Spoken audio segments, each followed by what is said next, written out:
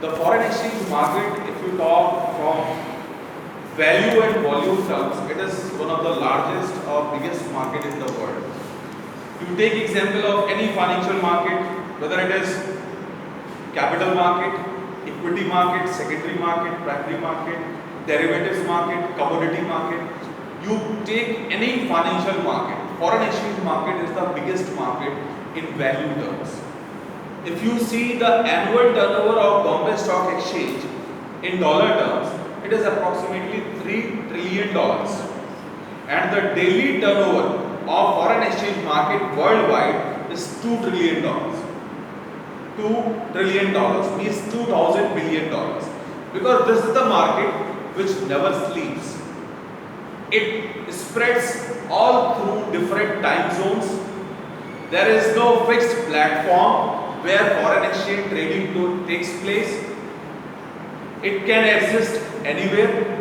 Normally it is over online. We call this market as OTC, over the counter market. And you can have crores of rates of same two currencies. Like there is a currency pair. Every currency is traded in a pair. You cannot trade single currency in isolation. So you need a second currency for trading. Like the most sought after currency pair is dollar and euro. Dollar and euro. You will find 70% times of all financial transactions which takes place throughout the world. 70% of times it involves dollar. And if you add pound sterling, if you add dollar in that, then 90% of the world's financial transaction, they are done only in these three currencies. British pound, euro and US dollar. And if you compare the value of these three currencies against Indian currency, like 1 INR is equal, sorry, 1 US dollar is equal to 70.1234 dollar. 1 INR is equal to 80.1234 euro. And 1 INR, sorry, 1 pound sterling is equal to 100 point something. So I am giving you approximate figures. It may go over and above, fluctuate plus minus 5%. So 1 INR, 1 US dollar is equal to 70, 1 euro is equal to 80, and 1 pound sterling is equal to 100. It means what? The strongest currency in terms of value, which is that currency, pound. Against 1 pound you are able to get 100 rupees. Now this is not only correct in Indian context, this is correct anywhere you go in the world. Great British pound is one of the most sought after currencies in the world. And that is the reason that they never accepted euro as a currency. That is the reason. Because Great British pound was in itself a stronger currency than euro. And that is why you must have heard about the phenomena Brexit. Brexit, British exit of European Union. In European Union there are almost 41 countries, they are member of European Union.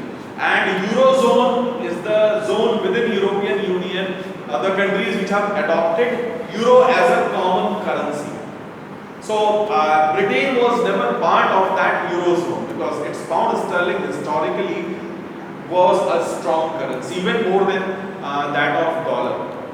We have already discussed the strength of dollar, the historical perspective behind how dollar has gained strength because of emergence of different monetary systems or exchange rate systems. So in India, if you see, the foreign exchange market is three-tier market. At the apex level, you have which institution regulates foreign exchange market in India? RBI. It is Reserve Bank of India, because Reserve Bank of India regulates anything which is related with currency, and foreign exchange also incorporates foreign currency. So at the first tier of the market as an apex institution is Reserve Bank of India. The second tier is of wholesale participants in the foreign exchange market. Primarily they are multinational banks, multinational companies, big corporate houses, those which deal in billions of dollars or billions of euros. They constitute the second layer. The third layer is of foreign exchange dealer, which we also call them as authorized dealer. They comprise the third tier. And there is also a small segment of retail which comprises of the tourists, the persons who go on business visit abroad, and so on and so forth. So if they are needing foreign currency, then they contact the third tier of the market, which is foreign exchange dealer. Now, who can be the foreign exchange dealer? Anybody who deals in foreign exchange. But Reserve Bank of India gives license to deal in foreign currency. So in the second tier and third tier of the market, they get license from Reserve Bank of India to deal in foreign currency. Primarily, if you want to become a foreign exchange dealer, you need to give, roll out at least 3-4 crore rupees to RBI, and then you can be called as authorized dealer, or you can be treated as foreign exchange dealer. Now, big foreign exchange dealers, they reside primarily in Mumbai, but they have appointed sub-dealers in small cities like tier 2-3 cities like Varanasi or Lucknow. So they have appointed. So if you want to purchase foreign currency like dollar, you can approach the sub-dealers of main foreign exchange dealers, and they can give you the foreign currency. Now, what happens? What are the regulations which are there, which are used in case of foreign currency or foreign exchange transactions? The regulation is primarily enacted by Parliament. We call it as FEMA. You might have heard Foreign Exchange Management Act 1999. Before 1999, it was FERA, Foreign Exchange Regulation Act, and that was so-called Draconian Act. It was very extreme kind of regulation because at that before 1999 or 1991, if you go back more, there was scarcity of foreign currency in India. There was a time that India was literally out of reserves. It was having zero foreign exchange reserve, and that is why this law was very stringent. If anybody was violating this law, a lot of penalties could be attracted, or that person might be even sent to jail or imprisoned. But this FEMA, as the economy was open, lot of dollars came, lot of foreign investment came, so the norms were relaxed. Under FERA, the norms were relaxed, and it was again reenacted with the new name Foreign Exchange Management Act. Like one provision is, to what extent an individual citizen of India can hold foreign currency? 2 lakh. $2 lakh. So you cannot have more than $2 lakh. If you want to have $2 lakh, then you have to take prior permission of Reserve Bank of India through your authorized foreign exchange dealer. Like, many times you need to send some money abroad for health purpose or for education purpose. That might be more than $2 lakh. Then you can get the currency, but you have to take prior approval or simply inform the Reserve Bank of India through the commercial bank from which you are taking the currency. So this is little bit about foreign exchange market in India. Okay. So I have explained you the size of the market, the prominent currencies which are there in the market. Now we will discuss little bit about terminologies which are there in foreign exchange market and the rates, how they are quoted, and the various forms of rate. As you all know that all foreign currencies, they have some standard nomenclature, a standard way of expression. Like every foreign currency is having one symbol. We get a symbol for Indian currency INR 7-8 years back. That symbol of R like this, dollar is like this, yen is like this, and so on and so forth. Every foreign currency is expressed as one unit except yen. Every foreign currency is expressed up to 4 decimal places except yen. Yen is expressed up to 2 decimal places. And yen is expressed in 100 units. And every other currency is expressed as 1 unit. So the standard way of writing or coding foreign exchange rate is like, if we are talking a currency pair like Indian currency and USD, can we say INR USD or USD INR? If we are, because we have to be very much particular in also using these words. We cannot use synonymously INR/USD and USD/INR, because the meaning will totally change. It will get inverted. So when I am writing like dollar, I cannot write. Sorry. It's not working. So,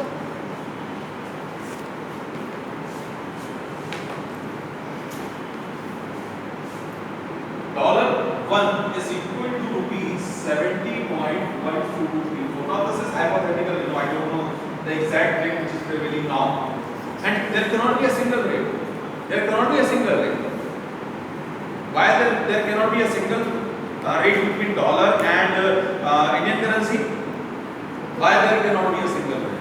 So there is a single rate for share price of Mahindra Finance, but there is not a single rate of exchange between dollar and Indian currency. The rate of inflation keeps on increasing. No, only one reason. It is not exchange governed. It is not exchange traded. This foreign exchange rate or foreign exchange trading does not take place in an exchange. It can exist anywhere. So this is our rate. This is our rate. You go from one bank to another. Those who are foreign exchange dealer, you will find different rates. Because at what point of time they have acquired foreign currency, that also matters.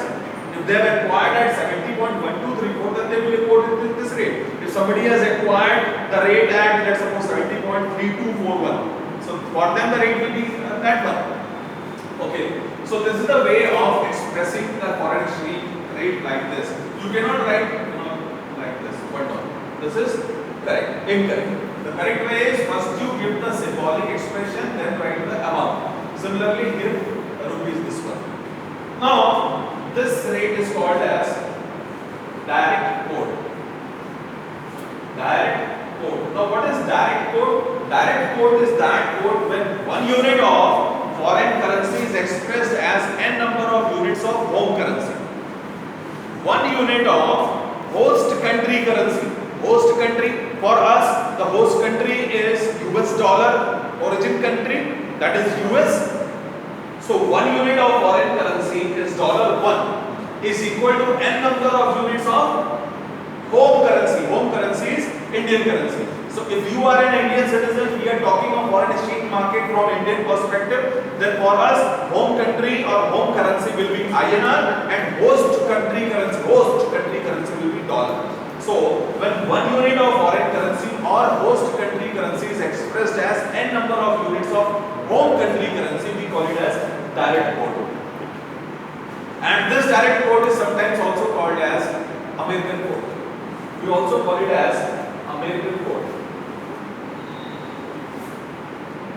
Now there is also indirect quote. When we are expressing this currency, as dollar rupee 1 is equal to dollar some decimal, some 0.00 some dollars. Now this is indirect quote. This is indirect quote. Why? Because one unit of home currency is equal to n number of units of foreign currency. So it is indirect. This is the definition as the definition goes. Indirect quote means European quote. Indirect quote is termed also as European quote, and direct quote is termed as American quote. Now direct quote in India will become indirect quote in US. Direct quote in India will become indirect quote in US because for US the host country will be India and home currency will be US dollar. So for them the direct quote which is prevailing in India will become indirect quote in US. So this is indirect quote in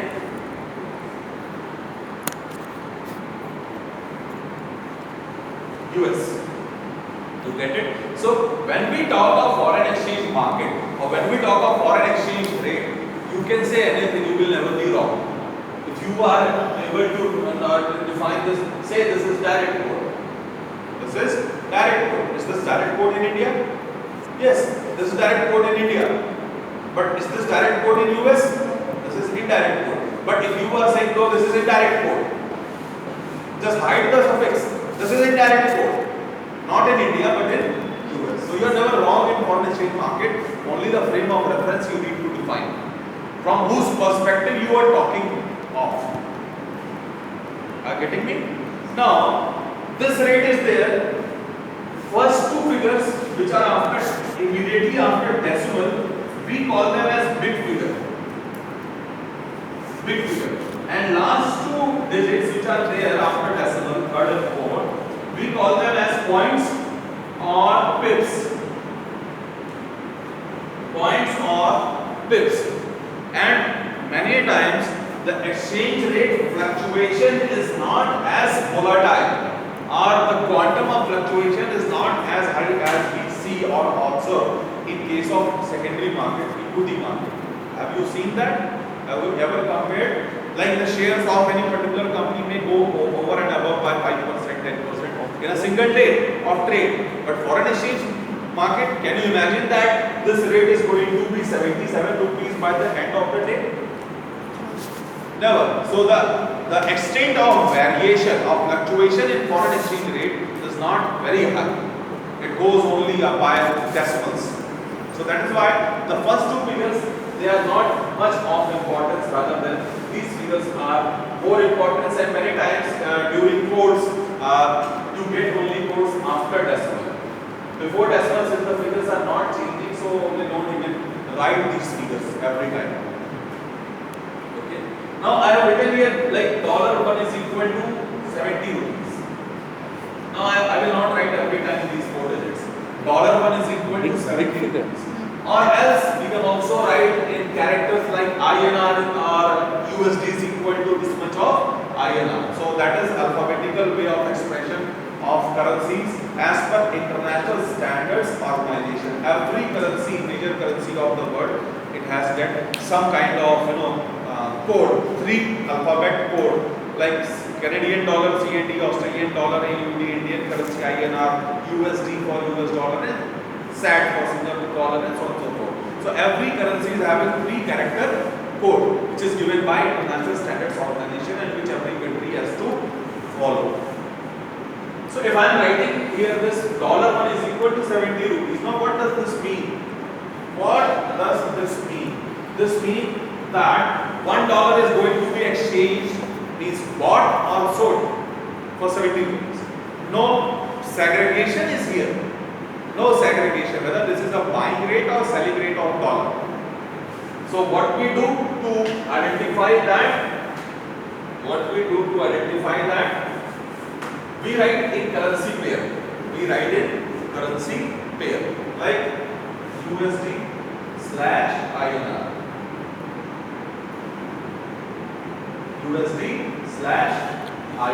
Now this is currency pair.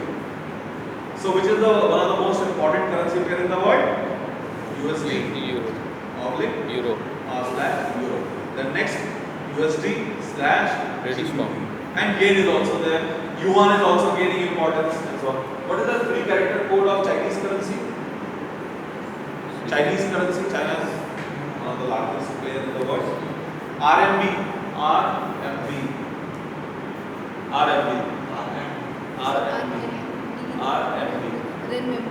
Yes, correct. So USD / INR 70.1234.4321. This is the currency pair. Now what do we mean by this one? This currency is called as base currency. This currency, the first currency, which needs to be quoted, whether it is a buying rate or selling rate. If you are going to buy $1 or we are going to sell $1, the rates are given after the equation or in the right hand side. But this is base currency, and this is reporting currency, or we call it as secondary currency. So various nomenclatures are being given. You will find different nomenclatures in different books. You can also find your own nomenclature. Like you can say this is primary currency, this is secondary currency. But normally the first currency is called as base currency. So you will not find any standard terminologies for these currencies.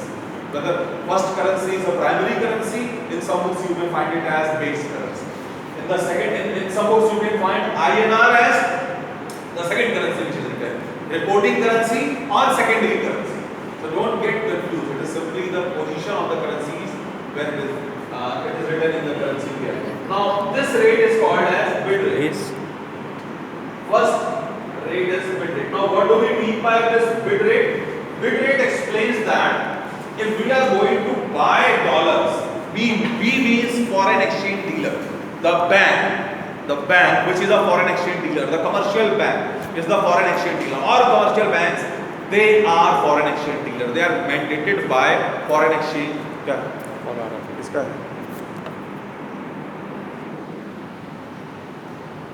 कैसे होगा?